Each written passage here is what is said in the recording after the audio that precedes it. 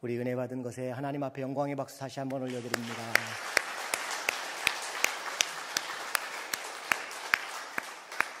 유튜브에서 예배하는 분들 계십니다. 그분들 격려의 박수 주십시오. 할렐루야. 한 번 더 뜨겁게 하나님 앞에 영광의 박수 올려드립니다. 할렐루야.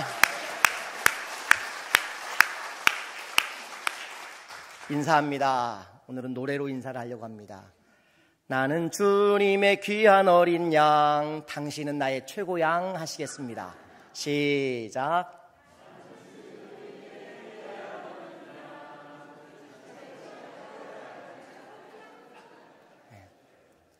감사합니다. 지난주에 고관절보다는 훨씬 낫죠. 가슴에 손을 얹고 우리 함께 고백하시죠. 하나님은 우리의 예배를 기뻐하심을 믿습니다. 하나님은 우리의 예배 가운데 임재하심을 믿습니다. 하나님은 예배 가운데 가장 확실하게 말씀하심을 믿습니다.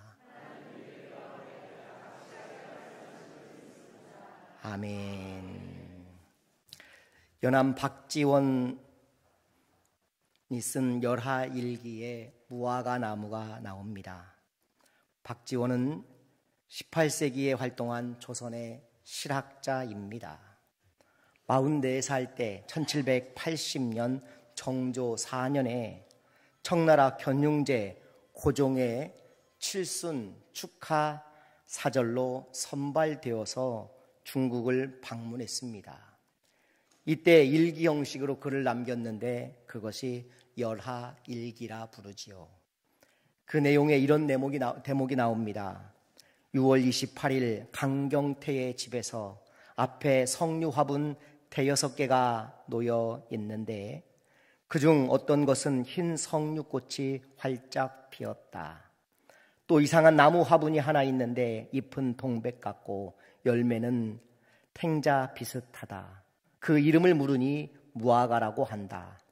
열매는 2개씩 나란히 꼭지에 있다 달린다. 꽃이 없이 열매가 맺히기 때문에 이런 이름을 붙였다고 한다. 박지원은 우리나라 사람으로 최초의 이제 중국으로 건너가서 무화과 나무를 본 사람이죠. 이 일기를 보면 당시 우리나라에는 무화과 나무가 없었습니다. 열하일기에서와 같이 무화과는 꽃이 없는 과일이라 이렇게 부르지만 실제로 꽃이 없는 것은 아니고 그 안에 우리가 먹는 달달한 열매 속이 전부 다 꽃으로 채워져 있습니다. 무화과는 지중해에서 자란 식물입니다. 우리나라에는 일본을 통해서 1900년대에 무화과가 들어왔다고 보고되어 있습니다. 무화과는 또 재미있게도 인류 최초의 재배 식물이기도 합니다. 오늘 본문은 무화과의 이야기입니다. 너무 잘 아는 이야기인데 사실 이 본문이 어려운 본문이기도 합니다. 본문의 구조가 매우 독특합니다. 이것은 마가만이 가지는 매우 독특한 구조 형태를 가지고 있습니다. 뭐라고 부르느냐? 샌드위치 구조라고 부릅니다. 본문 우리가 방금 읽었던 본문에도 10절부터 14절까지는 분명히 무화과의 나무입니다. 그런데 결론이 어디에 나오느냐? 20절부터 25절까지 나오고 그 사이에 성전을 정화하신 사건이 기록이 되어져 있어서 샌드위치 기법이다 이렇게 표현합니다. 그런데 이런 구조 형태를 통해 마가가 말하고 싶어하는 의도가 있습니다. 서로 상관이 있다는 걸 말하고 싶어하는 겁니다. 무관한 이야기가 아니다라는 것이지요. 12절을 한번 보실까요? 본문 12절입니다. 시작.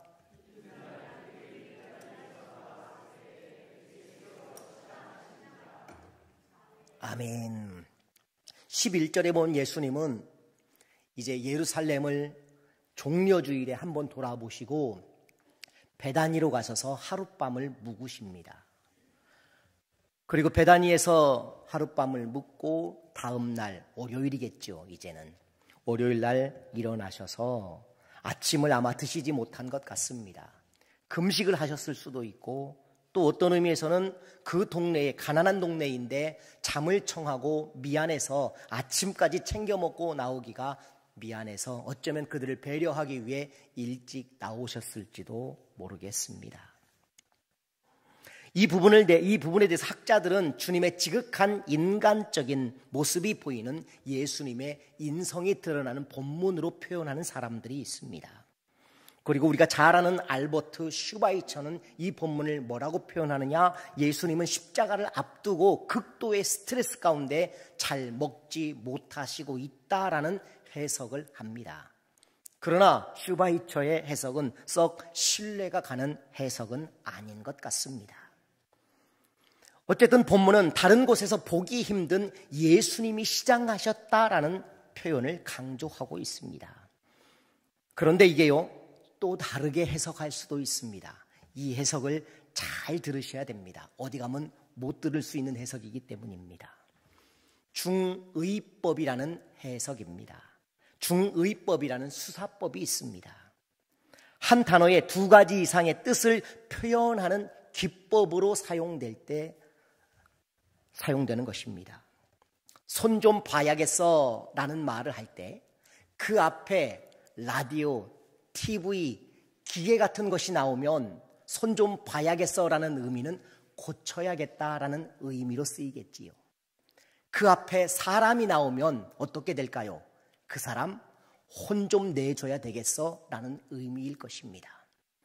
그런데 신체의 특정 부분이나 아픈 것을 표현하고 있다면 이것은 또 진짜 손이 좀 어디 문제 있는지를 살펴보아야겠다라는 세 가지 의미로 쓰일 수 있는 이런 형태를 중의법이라고 부른다라는 것입니다. 오늘 아침 유튜브에 이런 썸네일이 올라왔습니다. 손흥민도 못 막은 패배, 플럼에게 발목 잡히다. 여러분, 발목을 플럼이 잡았을까요? 그건 아닐 겁니다. 졌다라는 의미이지요. 반드시 이겼어야 되는데 져버렸다라는 의미를 발목 잡히다 이렇게 표현하고 있는 것입니다. 기사를 보니까 또 이런 내용도 나옵니다. 맨 위에 기사 제목이 뭐라고 써 있냐면요, 미친 정신력 끝판왕 손흥민 아직도 나는 배고프다, 이런 제목입니다. 손흥민 선수가 밥을 못 먹었다는 표현일까요? 아니지요. 간절히 승리를 바라고 있고 나는 아직도 골이 더 필요한 사람이다, 뭐 이런 의미로 저런 타이틀의 기사를 썼을 것입니다. 자, 본문에 주님이 시장하시다는 의미는 중의법으로 사용된 내용으로 보아도 사실 어색하지 않습니다. 왜냐하면 성경에 제자들이 배고픈 이야기는 등장하지만 예수님이 배고프다는 말씀을 하시는 것은 무척 이례적이기 때문입니다. 그런데 헬라어 원문에 이 본문이 뭐라고 표현되었느냐? 간절히 바란다, 원한다라는 의미를 담고 있는 표현으로 담아내고 있습니다. 다시 말하면 주님이 시장하시다라는 의미는 이스라엘 백성들이 전혀 하나님의 뜻과 동떨어진 삶을 살고 있는 종교적 형태에 대해 주님은 하나님의 나라의 진정한 회복을 간절히 바라신다는 표현을 담은 내용이 주님이 시장하시다, 이런 의미로 해석해도 나쁘지 않다는 것입니다. 마가복음에는 재미있게도 이런 언어적인 유희들을 많이 만나볼 수가 있습니다. 본문 13절입니다. 같이 한번 보실까요? 시작.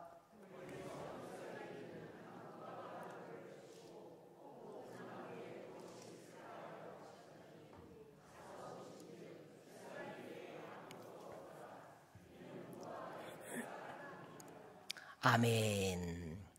언어적인 즐거움, 언어적인 유희가 여기에도 지금 담겨져 있습니다. 아이들 시험 문제에 나온 내용입니다. 보시면 이렇습니다. 개미를 세 등분하면 정답은 머리, 가슴, 배 이렇게 돼야 되는데 괄호가 3개 있으니까 천재들은 이렇게도 씁니다. 보여주시죠. 개미를 세 등분하면 죽는다. 이렇게 답을 쓰는 아이도 있다라는 것이지요. 주님의 저주로 말라 죽은 무화과 나무의 이야기입니다. 여러분, 이 본문이 굉장히 어색합니다. 왜냐하면요, 무화과의 때가 아닌데 주님이 이 나무를 저주하신 것이 논리에 맞지 않기 때문입니다. 때가 이르지 않았다면 저주하실 이유가 없는 거잖아요. 때를 기다려야 되는 게 맞잖아요. 그래서 이 본문은 우리 성경으로는 도저히 해결되지 않는 본문입니다. 이스라엘의 무화과는 실제로 3번 정도 열매가 열린다고 합니다. 그런데 이 무화과의 열매의 이름을 부르는 게 각기 다른 이름으로 불려집니다. 영어의 무화과는 그냥 피그입니다. 우리말에도 무화과는 무화과 딱 하나밖에 없습니다. 맞죠? 안 익은 무화과를 따로 부르는 말이 없습니다. 자, 이게 이해가 잘 안 되면 감을 설명하면 여러분 이해가 옵니다. 감. 자, 안 익은 감을 뭐라고 부릅니까? 예, 땡감. 잘 익은 감을 뭐라고 부릅니까? 홍시. 잘 아시네요. 말린 감은요? 꽃감. 그죠? 각기 감인데 이름이 다 다르지요. 연세가 많이 드신 감은? 그렇죠, 영감이지요.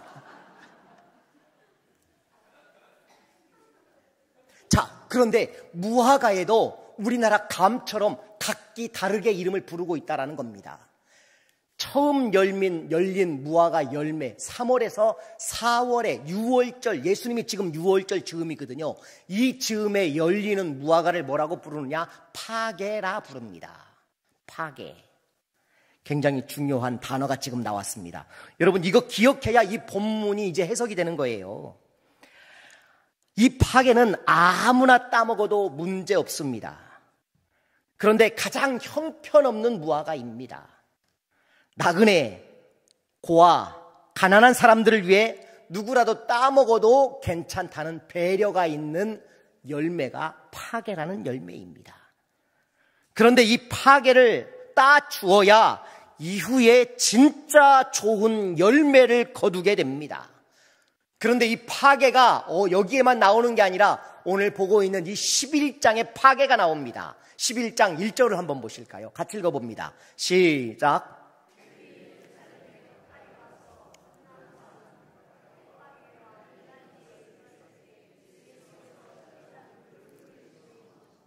아멘. 여기에 파게가 있습니다. 벳이라는 말은 도시라는 말이고요.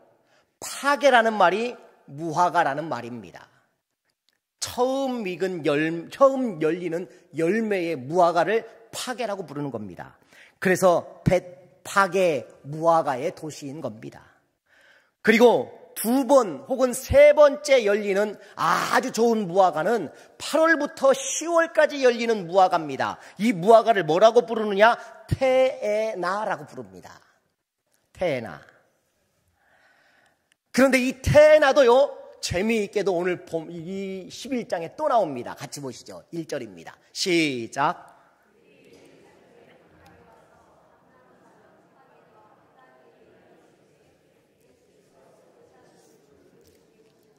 아멘. 여러분 여기 베다니가 베테나라고 부르는 도시입니다.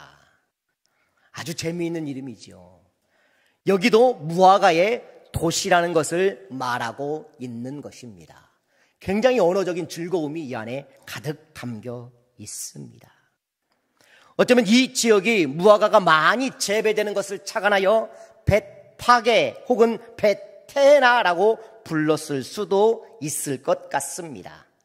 마가는 이 말장난의 즐거움을 이 11장에서 무척 즐기고 있습니다. 이런 이야기 제가 옛날에 우리 교인들에게 해드린 적이 있는데 한번 잘 들어보십시오. 가위 눌리지 않는 방법 생각나세요? 설마 잊으셨을까요? 사람이 가위 눌리지 않는 방법. 첫째, 따뜻한 물을 한 모금 마시고 잠을 잡니다. 따뜻한 물이 그렇게 좋대요. 가위 눌리지 않습니다. 그 다음에 2번째, 베개를 낮게 베고 자는 게 좋은데 수건을 3번쯤 접는 게 너무 좋답니다. 그리고 마지막 3번째, 살포시 주먹을 쥐고 가슴에 얹고 자면 절대로 가위 눌리지 않지요. 가위는 절대로 주먹을 이길 수 없으니까. 이런 언어적인 즐거움이 여기에 지금 담겨 있는 겁니다. 자, 그렇다면 예수님이 왜 이 도시에서 이런 일을 보여주시는 걸까요? 극대화하시려는 겁니다. 제자들에게 무화과의 도시에서 무화과를 저주하셨다라는 말로 효과를 극대화하시는 것이죠. 바꿔 말하면, 쉽게 표현하면, 우리말로 표현하면 대구 가서 대구 먹었다 이거예요. 영광 가서 영광 받았다는 이야기고, 진주 가서 진주 하나 얻었다는 이야기입니다. 이해되십니까? 그런 표현을 지금 담고 있는 것이죠. 자, 그렇다면 13절 다시 한번 보실까요? 맨 마지막에 이는 무화과의 때가 아님이라. 자, 이제 해석해 보면요, 무화과의 때가 아니라고 말씀하신 건 테나의 때가 아니라는 겁니다. 파괴의 때가 아니라 테나의 때가 이르지 않았다라는 말씀이고, 테나 때가 이르지 않았는데 왜 예수님은 저주하셨을까요? 파괴를 열매 맺지 못하는 것도 문제가 있습니다. 왜냐하면 파괴가 열려야 그 열매를 따고 테나가 열릴 수 있기 때문이라는 겁니다. 그래서 있으나 마나한 무화과 나무였던 것이죠. 잎은 무성하지만 파괴가 열리지 않으니 테나도 기대할 수 없는 나무였다, 이런 의미인 것입니다. 이해가 되십니까? 7명 딱 이해하셨네요. 그런다 이 파괴는요, 긴 겨울을 지나서 첫 번째 열리는 열매입니다. 그러다 보니까 이 파괴가 맛도 없고 볼품도 없고 잘 익지도 않습니다. 그런데 이 파괴가 가장 유대인들에게는 값진 열매입니다. 왜일까요? 12월부터 3월까지 먹을 게 아무것도 없기 때문이에요. 그래서 이 파괴라도 열리면 얼마나 가난한 사람들이 기뻐하는지 모른다고 합니다. 그런데 이 무화과 나무의 상태가, 문제는 이스라엘 백성들의 모습이라는 것입니다. 화려한 성전을 가지고 있었고 엄청난 재물들을 자랑하지만 본질이 빠져버린 종교의 모양만 가지고 있는 것을 주님이 심각하게 여기신 것입니다. 종교적 행위는 남아있으나 하나님께서 기뻐하시는 진정한 예배가 아니라 상업적인 예배, 종교적 신념만 남아버린 하나님 앞에 교만함으로 가득 쩔어있는 그 예배를 주님이 지금 저주하신 것입니다. 예레미야 8장 13절에 보니까 이렇게 나옵니다. 무화과 나무에 무화과가 없을 것이며 그 잎사귀가 마를 것이니라. 그렇습니다. 이미 성경에는 이 심판이 예언되고 있었던 것입니다. 김상현 시인의 풀잎의 열매라는 시가 있습니다. 아가야, 풀잎 끝에 대롱거리는 이슬방울은 물방울이 아니란다.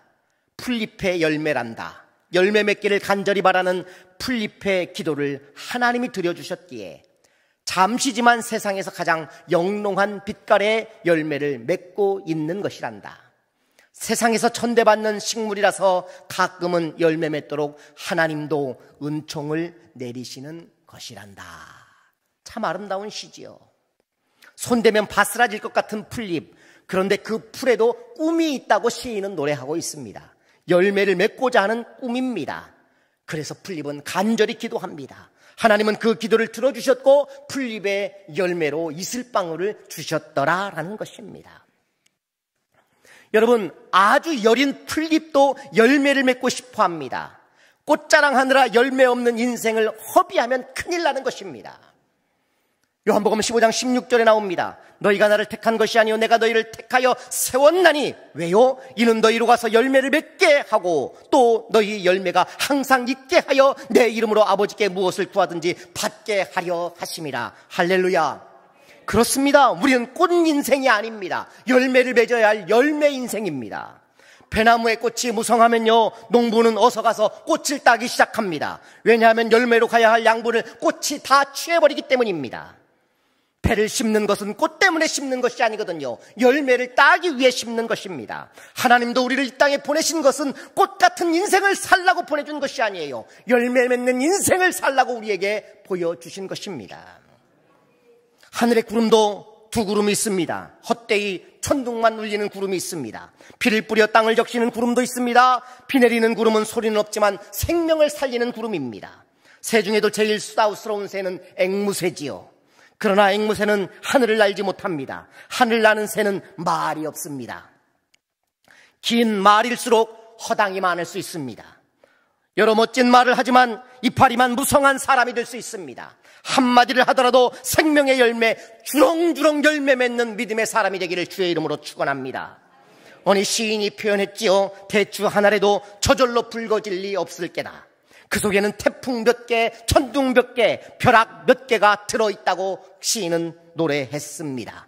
한 톨의 곡식에도 천근 만근의 무게가 존재하는 것입니다. 인생은 크게 두 종류가 있지요. 하나는 꽃을 자랑하는 꽃 인생, 또 하나는 열매를 맺는 열매 인생입니다. 꽃 자랑하는 인생을 화류계 인생이라고 말하는 겁니다. 우리는 꽃 자랑하라고 부르심받은 존재가 아닙니다. 열매를 위해 부름받은 존재인 줄 믿으시기 바랍니다.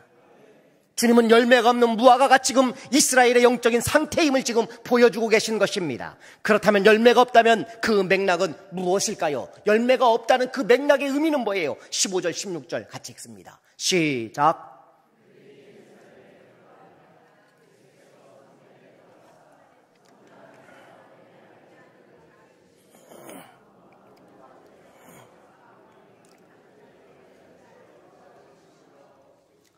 아무나 물건을 가지고 성전 안으로 지나다심을 허락하지 아니하시고. 아멘. 여러분, 이게 지금 목숨 걸고 하시는 일입니다. 아무나 할 수 없어요. 제사장과 유대인들, 조금만 이것이 커지면 어떻게 될까요? 로마의 군인들이 당장 출동하기 직전의 상황입니다. 그런데 예수님이 온 천지를 돌아다니면서 하신 것 같지는 않아요. 워낙에 이방인의 뜰이 넓거든요. 그런데 어느 한 특정 지역에서 이 일을 지금 하신 것 같습니다. 이방인의 뜰 안에서도. 그런데 예수님이 둘러엎으셨다는 겁니다. 그런데 여기에도, 이 본문에도 언어적인 유의가 또 나옵니다. 유치원 아이에게 선생님이 고자로 시작하는 단어가 뭐가 있지요? 물었습니다. 한 아이가 고양이 그랬습니다. 박수를 쳐줬어요. 두 번째 아이가 고무줄 그럽니다. 조용히 앉아있던 철호에게 물어봤어요. 한참을 생각한 철호가 고뇌요 그랬습니다. 고뇌. 선생님이 깜짝 놀랐어요. 너무 수준 높은 단어를 이야기하니까. 다른 반 선생님들에게 깜짝 놀라서 자랑을 했습니다. 우리 반 아이가 철호가 고뇌를 안다고 자랑을 했습니다. 궁금해서 선생님들이 다 철호 앞에 모였습니다. 철호야, 너 정말 고뇌를 아니? 물었더니 철호가 이렇게 말합니다. 네, 바다에 있잖아요. 돌고뇌. 철호는 고래를 고뇌라고 말했던 것입니다. 말장난은 언제나 재미있지요. 원문에 보면요, 예루살렘이라는 단어가 나옵니다. 그들이 예루살렘에 들어가니라. 여기 본문에서 뭐라고 표현되어 있냐면 예루살렘이라고 표현하지 않습니다. 예루살렘은 평화의 도시라는 뜻을 가지고 있잖아요. 이 안에 샬롬이라는 단어가 들어있습니다. 그런데 뭐라고 부르느냐? 특이하게도 예루소스미라고 부릅니다. 평화가 깨어져 버렸다는 거예요. 여러분, 이 단어가 경멸을 담고 있는, 예루살렘을 경멸하게 부르는 단어입니다. 그 정도로 지금 마가는 예루살렘에 대해서, 예수님조차도 예루살렘에 대해서 평화 없는 도시로 지금 말씀하고 계신 것입니다. 적어도 11장에는요 이런 재미있는 유의가 참 많이 있다는 게 아주 즐겁습니다. 이 사건을 무척 우리가 충격적으로 받아들여야 됩니다. 성전 사방에 이방인의 뜰에서 돈을 바꾸는 사람들이 있었습니다. 그리고 제사의 제물을 파는 사람들이 그 안에 존재하고 있었다는 것입니다.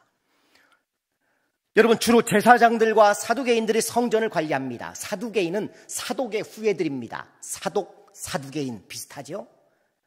그리고 여기에 제사장들이 관리하는데, 사독은 누굽니까? 다윗 시대의 제사장이었습니다. 원래 제물을 어디서 팔았느냐? 예루살렘 성 밖에 있는, 성전 밖에 있는 감람산에서 특정 지역에서 제물을 파는 곳이 있었습니다. 그런데 가만히 들여다보니까 이 제사장들과 사두개인들이 당신들 거기서 팔지 말고 여기 들어올 거야 라고 제안했겠죠. 대신에 뭘 받습니까? 자릿세를 받기 시작합니다. 험난한 상황이 연출되는 것입니다. 장사꾼들과 제사장들 사이에 공생의 관계가 이루어지고 있는 것입니다. 당시 가장 흠이 없는 재물을 선택할 때 이곳에서 무려 16배가 넘는 폭리를 취하면서 재물을 팔았다는 보고가 있습니다. 10,000원짜리 비둘기 한 마리가 얼마라는 겁니까? 16만 원을 넘는다는 겁니다. 놀라지 않는 여러분이 더 놀랍습니다. 그럼에도 그곳에서 살 수밖에 없는 것은 뭡니까? 그들이 공인된 상점이기 때문에 다른 데서 가져와봐야 다시 돌려보내면 돈이 2배, 3배 또 들어갈 수 있기 때문에 아예 포기하고 짐승을 가져오지도 않습니다. 거기 와서 그냥 사는 게 훨씬 더 적게 든다고 여기는 것입니다. 얼마나 안타까운 일입니까? 거기에 유대인들은 자존심도 있었습니다. 성전에 가면 세금을 내는데요, 그 세금이 얼마냐? 반세겔이 성전의 세금이었습니다. 반세겔은 2데나리온, 1데나리온 얼마입니까? 하루 한 사람의 품삯입니다. 2데나리온이 이틀의 품삯인 것이죠. 그러면 우리 돈으로 환산하면 하루 15만 원 번다고 가정했을 때 30만 원이나 되는 돈을 내야만 성전을 출입하는 세금이 되는 것입니다. 엄청난 돈을 내고 있는 것이지요. 유대인의 돈에는요, 데나리온, 문화, 렙돈, 다양한 돈들이 나옵니다. 그런데 이 많은 돈들은 전부 다 이방인의 돈입니다. 유대인이 찍어내는 돈은 딱 하나입니다. 뭘까요? 세켈입니다. 세켈. 그럼에도 그들이 참고 살아야 하는 이유는 무엇일까요? 그렇게 해야만 죄인으로 낙인 찍히지 않기 때문이었던 것입니다. 여러분, 오늘 우리가 보고 있는 마가의 시선이요, 성전을 바라보는 이 마가의 시선이, 신학자 켈버는 마가의 샌드위치 기법으로 무화과 나무가 배치된 것은 성전 정화 사건으로 보기보다는 성전 저주 사건으로 보는 게 더 정확하다고 말합니다. 왜냐하면 무화과 나무를 저주하셨듯이 성전을 저주하셨기 때문입니다. 제가 봐도 이건 성전 정화 사건이 아니에요. 우리가 성전 청소 사건이라고 자꾸 이야기하는데 그들이 청소했다고 해서 달라지지도 않았거니와 성전 정화 사건, 개혁의 사건이라면 그 성전이 다시 쓰임받아야 돼요. 그런데 요한복음에 의하면 예수님이 사흘 만에 내가 성전을 다시 짓겠다, 주님이 부활하시겠다, 내가 성전이다, 주님이 그렇게 말씀하고 계시거든요. 다시 말하면 주님은 전혀 다른 성전을 지금 말씀하고 계신 개념이 그 안에 포함되어 있는 것입니다. 영국의 웨일즈에서 신학교수로 있는 신정규 박사님은 이런 말을 하셨습니다. 예수님의 의도는 성전을 청결하게 개혁하여 다시 사용하려는 의도가 아니라 기존의 성전의 멸망 혹은 폐지로 전혀 다른 새로운 성전을 일으키는 데에 그 목적이 있다고 말합니다. 그렇습니다. 성전이 있고 하나님은 그들에게 없었던 것입니다. 유대인들에게 예수는 없고 하나님도 없고 종교만 남았을 뿐입니다. 재물은 있으나 희생이 없고 착취와 변질로 변화된 하나님의 성전이 더 더럽혀져 없느니만 못한 성전으로 전락한 종교가 되어버린 것입니다. 오늘 우리를 반성해 보아야 합니다. 주님이 기대하는 것은 아주 완벽한 테나를 우리에게 원하시는 게 아닙니다. 비록 부족하고 연약할지라도 맺을 수 있는 파괴 그거 하나를 우리에게 기대하시는 것입니다. 거창한 잎으로 우리를 치장하지만 하나님이 그것 받고 싶은 게 아니라는 거예요. 그 무화과 잎은요, 결국 창세기 3장에 보면요, 자기의 수치심을 가리는 거에 지나지 않았던 것입니다. 열매가 필요한 인생임을 여러분 잊지 마십시오. 열매 맺어야 합니다. 어떤 열매입니까? 파괴라는 열매, 보잘것없을지라도 주님이 우리에게 기대하는 작은 열매 맺는 것입니다. 여러분, 파괴와 태나 어느 게 첫 열매일까요? 다시 물어봅니다. 예? 파괴가 첫 열매지요. 그런데 여러분, 이 파괴가 처음 열렸다는 의미의 첫 열매입니다. 그러면 성경에서 첫 열매라고 말하는 거 어떤 의미일까요? 잘 들으십시오. 중요한 이야기입니다. 여러분이 알고 있던 첫 열매의 개념을 제가 바꿔드립니다. 성경이 말하는 첫 열매는 처음 난 열매를 첫 열매라고 부르지 않습니다. 하나님께 드리는 가장 귀한 것을 첫 열매라고 부릅니다. 왜 그런가? 이유를 설명해 볼까요? 여러분, 가인보다 하나님이 아벨을 받으셨습니다. 이스마엘이 첫 아들이었지만 받은 것은 이삭이었습니다. 에서가 첫 아들이었지만 하나님이 받으셨던 것은 야곱이었습니다. 르우벤이 있었지만 유다와 요셉을 하나님이 장자의 명분을 허락해 주셨습니다. 첫 열매는요, 처음 딴 게 아니에요. 가장 귀하다는 의미의 열매를 첫 열매라고 부르는 것입니다. 언약 안에 있는 자들을 첫 열매로 하나님이 세워주신 것이지요. 자, 그러면 고린도전서 15장 15절에 이런 본문 나옵니다. 같이 읽을까요? 시작.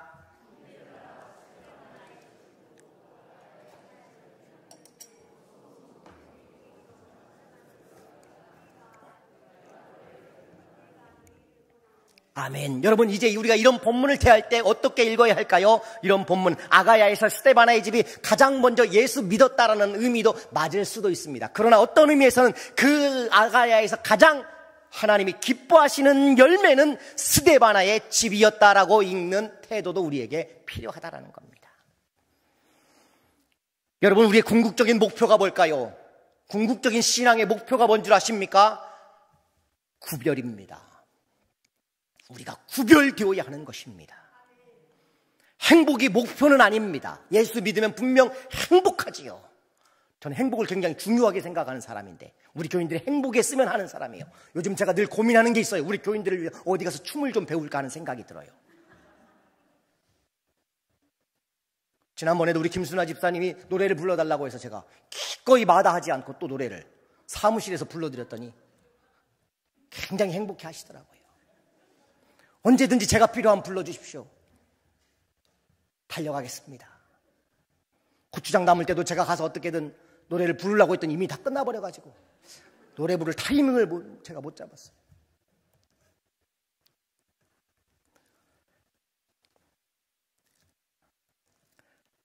우리가 진짜 중요한 건요, 행복이지요. 그러나 더 중요한 게 있어요. 신앙의 궁극적인 목표는 거룩입니다. 거룩. 잊어버리시면 안 돼요. 우리의 목표예요. 구별됨의 거룩입니다. 예수님은 파괴로 오셨습니다. 그리고 다시 오실 태나로 오실 분이 예수님인 걸 여러분 기억하시기 바랍니다. 할렐루야. 말씀을 정리할까요? 정석주 씨의 마흔의 서재에 나오는 재미있는 구절이 있었습니다. 나는 300가지의 꿈을 꾸고 299개를 버렸습니다. 그런데 나를 만드는 건 바로 기어코 이룬 한 개의 꿈이 아니라 299개의 덧없이 버려진 것이 나의 꿈이었습니다. 굉장히 아름다운 표현입니다.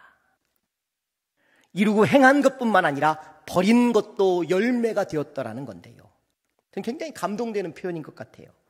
주님 때문에 내려놓은 자존심, 주님 때문에 내려놓은 나의 욕심, 나의 오름, 나의 시기, 복수심, 과거의 이기심, 허영심, 주님 때문이라면 나도 다 내려놓을 수 있을 때 그것조차 우리에게 열매가 된다는 것이지요. 버려야 열리는 세계입니다. 파괴를 버려야 태나가 열리는 것입니다. 봄이 지나는 꽃은 여름을 위한 내려놓음입니다. 나무는 꽃을 버려야 열매를 맺을 수 있고 이파리를 버려야 겨울을 날 수가 있는 것입니다. 석공이 작품을 위해 돌을 쪼아 버려야 하듯이 새로운 것들이 들어올 자리가 생기려면 버리는데 굉장히 중요한 것입니다. 집안의 옷장도요, 버릴 것이 있어야 새 옷도 들어오는 것입니다.